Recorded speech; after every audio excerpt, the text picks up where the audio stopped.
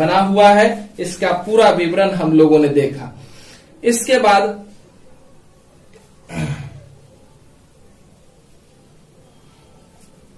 हम लोग देखते हैं श्वसन क्रिया, है ना। श्वसन क्रिया में हम लोग क्या करते हैं, श्वसन क्रिया में हम लोग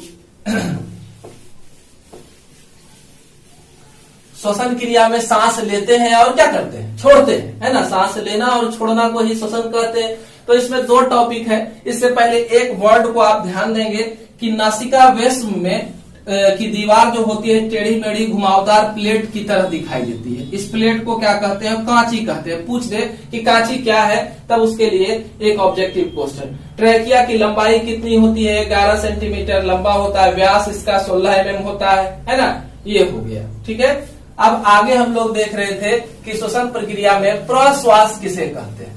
तो सांस को अंदर लेना, जो हवा हम लोग मिश्रित हवा को अंदर लेते हैं, इसे ही क्या कहा जाता है, प्रश्वास इंस्पायरेशन कहा जाता है। इस प्रक्रिया को क्या कहते हैं, प्रश्वास इंस्पायरेशन कहते हैं। हवा को अंदर लेना, है ना। और हवा जो हम लोग बाहर छोड़ते हैं उस प्रक्रिया को क्या कहते हैं, उच्छ्वास कहते हैं, है ना। इस प्रक्रिया को क्या कहा जाएगा, उच्छ्वास। प्रश्वास और उच्छ्वास दोनों मिलकर के क्या बनाते हैं, श्वासोच्छ्वास बनाते हैं, ठीक है। इसी को ब्रीथिंग कहते हैं, ठीक है। तो सांस लेना और सांस छोड़ना, ये दो क्रिया श्वसन का मुख्य भाग है। अब इस श्वसन प्रक्रिया होती कैसे है, इसको समझना है। हवा अंदर जाती कैसे है, बाहर निकलती कैसे। तो हम लोगों ने चर्चा किया था इंटरकॉस्टल मसल्स के बारे में, है ना। तो जब हम लोगों को सांस लेना होता है अंदर, यानी कि प्रश्वास की स्थिति में,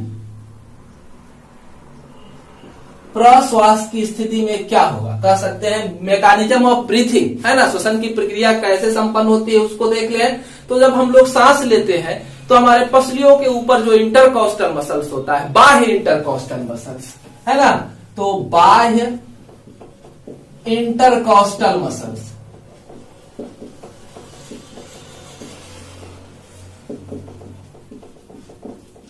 इसमें क्या होता है, संकुचन होता है। यह कॉन्ट्रैक्ट करता है, यह सिकुड़ता है। तो जब बाह्य इंटरकॉस्टल मसल सिकुड़ेगा तो पसली पहले ऐसे थी, तो इसको जब सिकुड़ेगा तो क्या करेगा, ऊपर की ओर खींचेगा। सिकुड़ करके क्या करेगा, इसको ऊपर की ओर खींचेगा, है ना। तो जब ऊपर की ओर खींचेगा तो हमारा बच्छ गुहा का आयतन, बच्छ गुहा आयतन क्या हो जाएगा, बढ़ जाएगा। बच्छ गुहा फैल गया ही, तो बच्छ गुहा का आयतन क्या हो जाएगा, बढ़ जाएगा, ठीक है। दूसरी चीज क्या है कि जब बच्छ गुहा का आयतन बढ़ेगा तो वहां पर जो गैस पहले से थी वो तो उतना ही है, जगह को बढ़ा दिए, गैस की मात्रा उतनी ही है। इस कंडीशन में वायु दाब वहां क्या हो जाएगा, जगह बढ़ गया, गैस कम है तो वायु दाब घट जाएगा, है ना। तो वह कह सकते हैं कि फेफड़े का दबाव जो है वो क्या हो जाएगा, कम हो जाएगा। फेफड़े का दबाव क्या हो जाता है, कम हो जाता है, ठीक है। और नीचे जो हम लोग डायफ्राम को देखे थे, ये वक्ष गुहा, ये हमारा औदरिक गुहा, और इसके बीच में डायफ्राम है। तो डायफ्राम पहले ऐसे था, मेरे इन उंगलियों को देखना, ऐसे था, लेकिन जैसे ही ये सिकुड़ेगा हमारा इंटरकॉस्टल मसल्स, इसके वजह से ये क्या हो जाएगा, नीचे आकर के सब, पहले यहां तक था, ये पहले यहां तक था, अब ये चिपक करके कहां आ गया, यहां आ गया। तो यहां का एरिया क्या हो गया, बढ़ गया, है ना। तो लिख सकते हैं कि डायफ्राम क्या हो जाएगा, कॉन्ट्रैक्ट हो जाएगा, सिकुड़ जाएगा, डायफ्राम संकुचित हो जाएगा, है ना। तीसरा पॉइंट, डायफ्राम क्या हो जाएगा, संकुचित हो जाएगा। तो अब क्या होगा,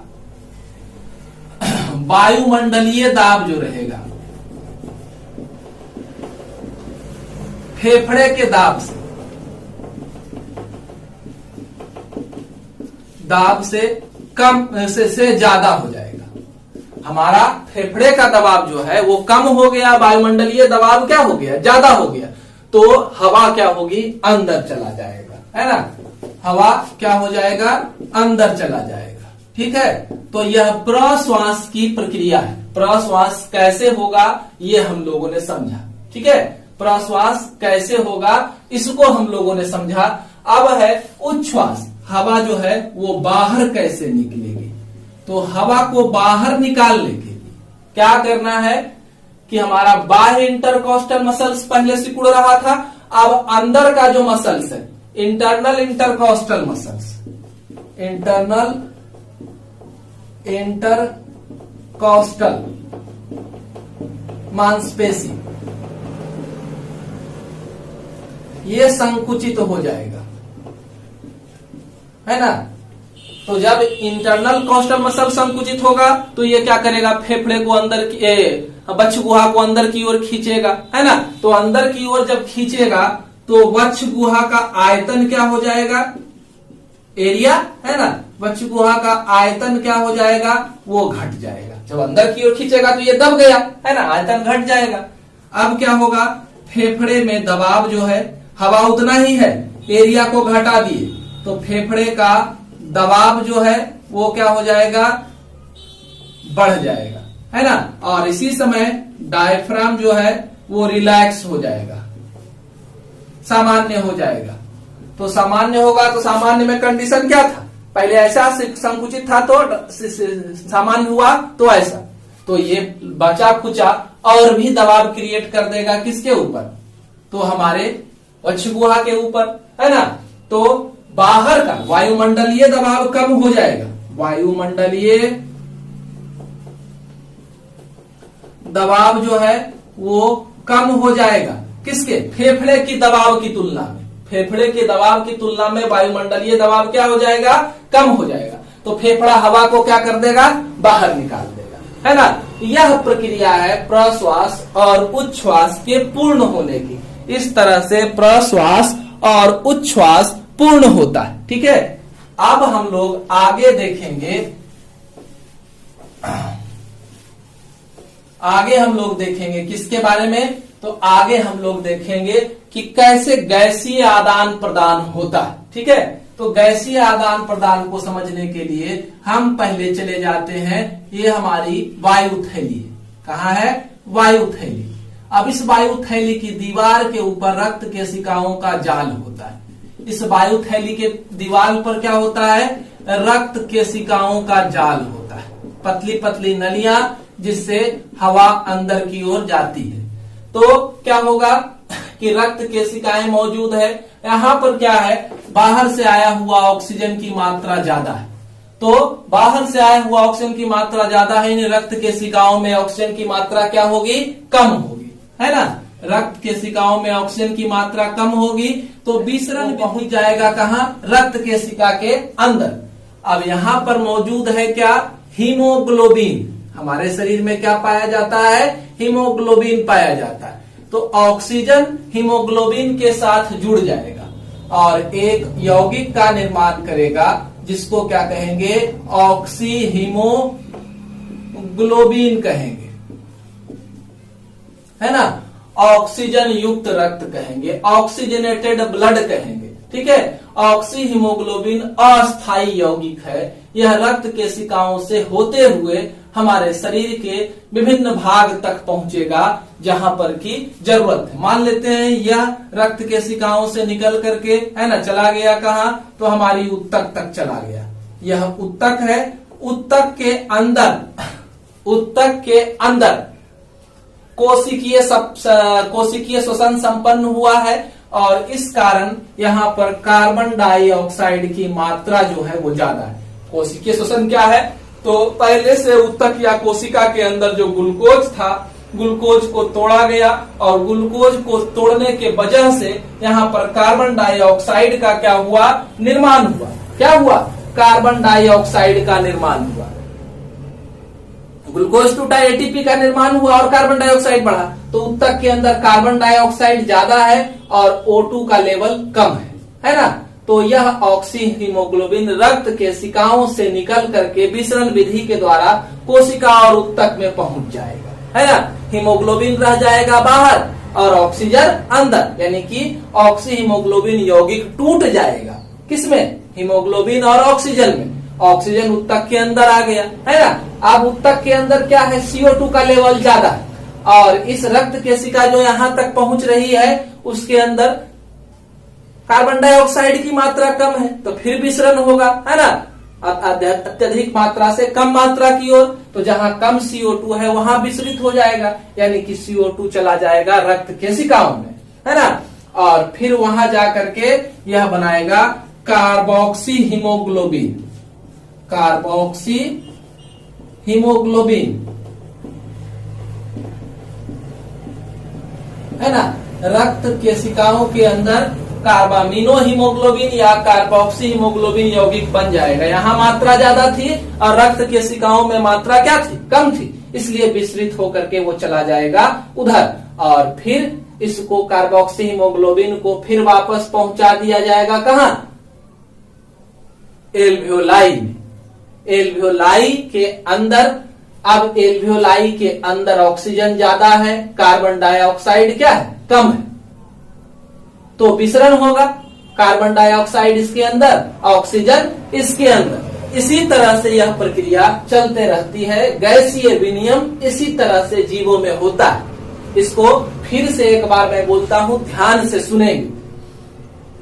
रक्त केशिका, हमारा एल्वियोलाई की दीवार में ढेर सारी रक्त केशिकाएं होती है।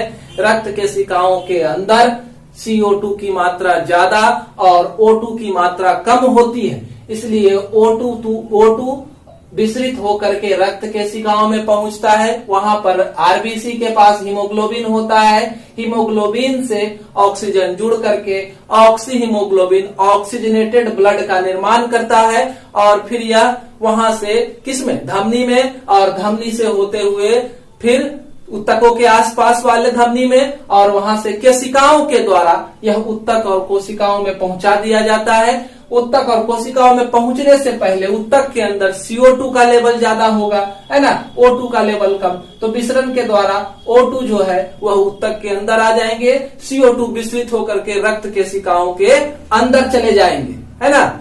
और रक्त केशिकाएं के अंदर CO2 कार्बामिनो हीमोग्लोबिन या कार्बोक्सी हीमोग्लोबिन यौगिक बनाएगा और इस रूप में यह वापस पहुंचा दिया, सिराओं के द्वारा यह वापस पहुंचाया जाएगा कहां, एल्वियोलाई के अंदर, वायुसैक के अंदर। और फिर यहाँ पर वायुसैक के अंदर ऑक्सीजन ज्यादा है, कार्बन डाइऑक्साइड कम, तो कार्बन डाइऑक्साइड निकल करके उसमें और ऑक्सीजन फिर इसमें आ जाएगा।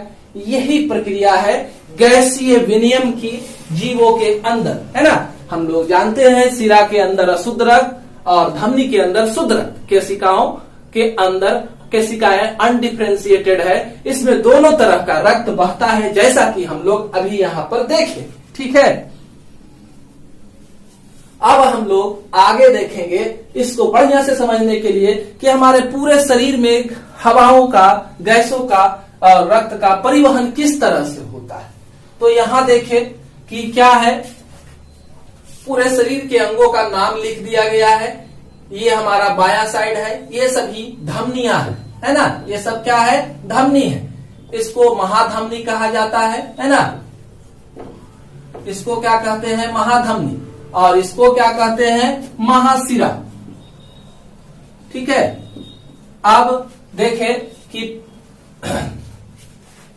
फेफड़ा से ऑक्सीजनेटेड रक्त, है ना, फुफ्फुसीय शिरा के द्वारा, याद रखना है कि यहीं पर एक अपवाद है, शिरा में अशुद्ध रक्त बहता है, तो फुफ्फुसीय शिरा के द्वारा ऑक्सीजनेटेड रक्त जो है हृदय के बाएं भाग में पहुंचाया जाएगा और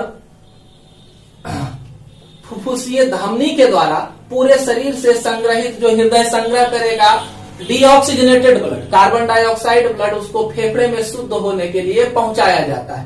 कार्बन डाइऑक्साइड वाला, है ना, शुद्ध होने के लिए फेफड़े में पहुंचाया जाता है। तो अब देखें कि जो भी हवा पहुंची है कहाँ, तो हमारे बाएं भाग में, अलिंद में, उसको निलय से होते हुए वह महाधमनी में जाता है और यह ऑक्सीजनेटेड रक्त जो है हमारे पूरे शरीर में महाधमनी के द्वारा पूरे शरीर में हर जगह भेज दिया जाता है ना।